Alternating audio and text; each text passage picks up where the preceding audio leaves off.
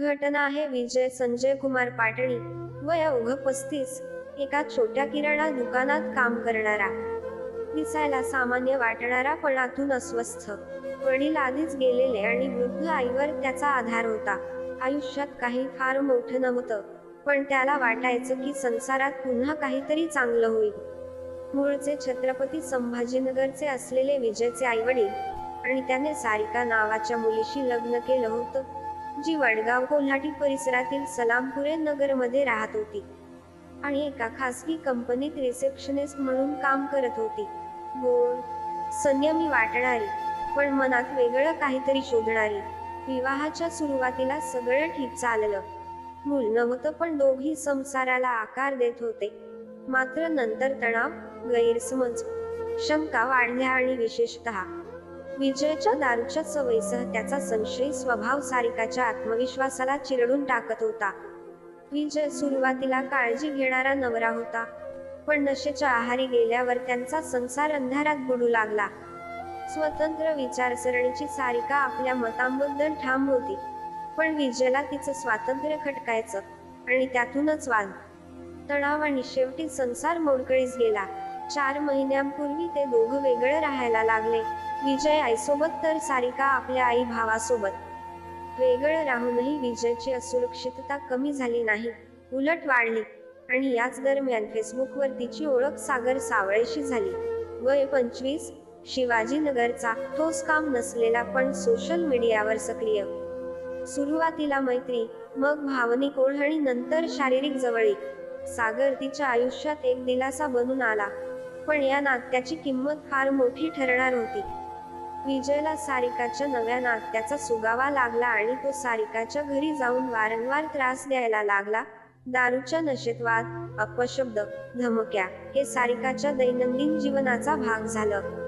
मानसिक दृष्ट्या थकलेल्या सारिकानं शेवटी हे सगळं संपवायचं ठरवलं आणि 18 तारखेला विजयला फोन करून गोड बोलून फिरायला बोलावलं.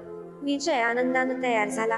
त्याला वाटलं सारिका पुन्हा येणार, पण त्याला माहित नव्हतं की ही भेट त्यांच्या आयुष्यातील शेवटची ठरणार होती. त्याआधीच सारिकानं चाकू आणि पेपर स्प्रे विकत घेतले होते. गाडी चालवत ती स्वतः निघाली. मागच्या सीटखाली सर्व तयारी होती आणि ती म्हणाली, आता याच्या त्रासाचा शेवट. विजय गाडीत बसल्यावर त्यानं हसून विचारलं, काय ग, अचानक इतकं प्रेम? आणि दोघांनी दारू घेतली, पण सारिकानं नकळत विजयच्या ग्लासमध्ये अधिक दारू ओतली. काही वेळात विजय नशेत गढून गेला, डोकं मागे टेकलेलं, डोळे जड, चेहऱ्यावर खोटं समाधान. सारिका गाडीतून उतरून मागचं दार उघडते. विजय उतरतो, डगमगत, आणि सांगतो, मी अजूनही तुझ्यावर प्रेम करतो. क्षणभर सारिकाच्या मनात माफीचा विचार येतो, पण ती स्प्रे काढते आणि विजयच्या डोळ्यात फवारते. तो किंचाळतो, सारिका, काय केलंस तू?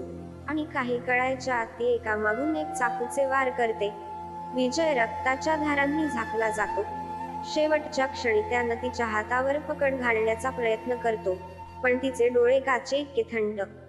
सारिका, का ग? हे त्याचं शेवटचं वाक्य.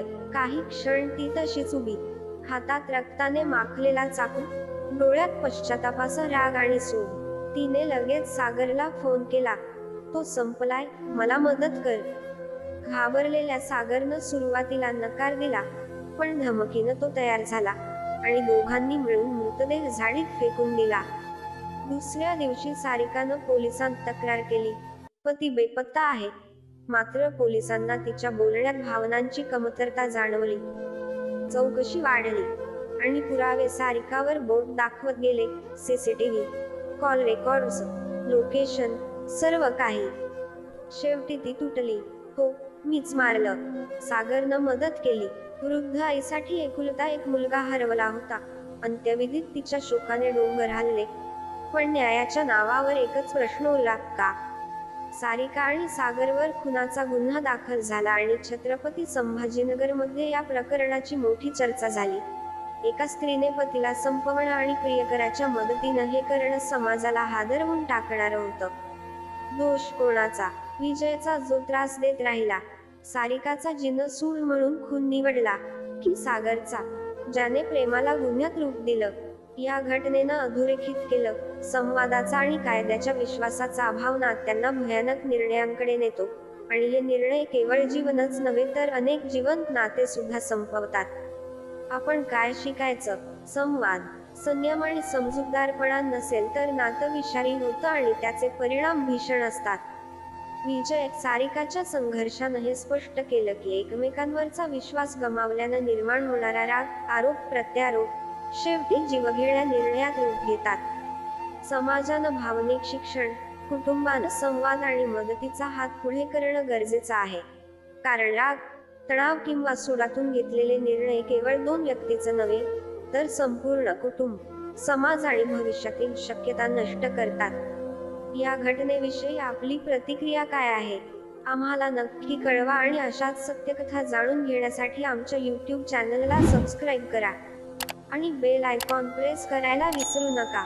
धन्यवाद।